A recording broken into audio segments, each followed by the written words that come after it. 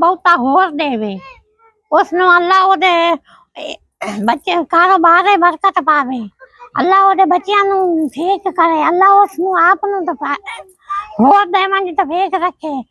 सानू दिता सो असा बेसहारा हां ते बेसहारा दे तोड़े ए राशन गलिया सु असि पेट भर के खा लिसा ते मैं बीमार हां, मेरा कोई सहारा नहीं। असि दो बहना हां ते पैरां ते मुथाज हां ते दिल दा मैं मरीज हां, मेरी अख भी है कि जड़ी है, इस दे विच मेरा पुत कोई सुनाई ना दे रंदा ते मेरा तो कोई सहारा नहीं, मेरा कोई करने वाला नहीं। मंगते हूं तू मैं देने आ मेरे बच्चे तो मैं आप दा पेट भरनी आ ते अल्लाह इनु जेड़ा ना होर खुश रखे, अल्लाह सकूफतां साहबां नु अल्लाह होर देवे, अल्लाह ओदी कारोबार बरकत पावे, अल्लाह उसनु जेड़ा ना ओदे बच्चियां नु अल्लाह तौफीक देवे ते हर महीने मेरी गुजारत है, मैनू हर महीने देवे, मेरा कोई सहारा नहीं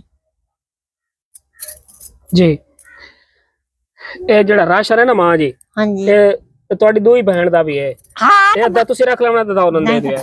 जी जी जी नहीं नहीं ऐसी गल अच्छा, मेरा पुत जी मैनू सही गल है, ये कोई कूड़ी कोई नहीं, तेरे को कोई कूड़े मेरा सारा ही कोई नहीं। मैनू बाहर दे देन दे मैं आप दवाई भी लेनी है, ओनू मैं क्या आखा, ओ तो आप उठा जी जी आ मंजी ते पिया पियो बुढ़ा, मैं कहीं आखा मेरा कोई अज मेरे अंदर बाहर के वेख ला, मेरा तो ताक बुवाई कोई नहीं, कच्ची जुगी है अंदर। हाँ ये मेरी जुगी है, मेरे पिछू सारी डांदी पे मिट्टी ना लवाई तो डांदी है, मेरे को पैसा नहीं जो मैं मिट्टी उठे हम तो मिट्टी जब पाया तो छठी में तो उठे जब तेरे पैसे ला लेंगे। नाजरीन आप लोगों ने माँ जी की बातें सुनी, ये दिखा रही हैं कि मेरे घर का दरवाजा भी नहीं लगा हुआ, कच्चियां दीवार ये तो आज सामने है जी।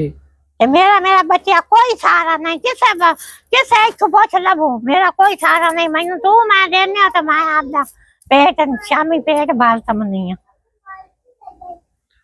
आप लोगों ने इनकी बात सुनी, ये बता रही हैं कि कोई देता है तो हमसायों से बता रही हैं कि हाँ मैंने हमसाए देंदे जी तो पूछ भी सकते हो, तो उससे गुजारा होता है इनका। तो मेरा गुजारा होता, मैं रात पेट बाल समझनी है।